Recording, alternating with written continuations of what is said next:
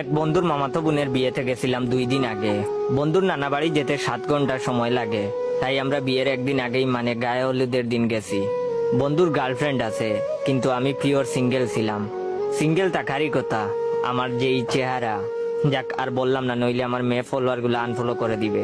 তাই আমার টার্গেট ছিল যে করেই হোক এই বিয়ে থেকে একটা গার্লফ্রেন্ড পছন্দ করবই, পরে বন্ধুর মাধ্যমে পটিয়ে নেব। গায়ে হলুদের রাতে অনেক খোঁজার পর একটা মেয়েকে দেখে পছন্দ হয়েছে। এত এত মেয়ে বিয়ে বাড়িতে, বাট শুধু একজনকেই পছন্দ হয়েছে। কিছুক্ষণ ফলো করছি মেয়েটাকে। কিছুক্ষণ এভাবে ফলো করার পর বন্ধুর ছোট মামাতো ভাইকে দিয়ে একটা কলম আর একটা কাগজের টুকরো আনিয়েছি।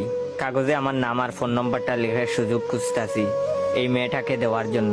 কিন্তু ওই মেয়েটার কাছ থেকে মানুষই যাচ্ছে না, একজনের পর একজন আসা যাওয়া করতেছেই। আমি বসে বসে সুযোগ খুঁজতাছি আর মনে মনে স্বপ্ন দেখতাছি। আহা, আমার কতদিনের স্বপ্ন আশা আজ পূর্ণ হবে। আমার একটা গার্লফ্রেন্ড হবে, ফোনে কথা হবে।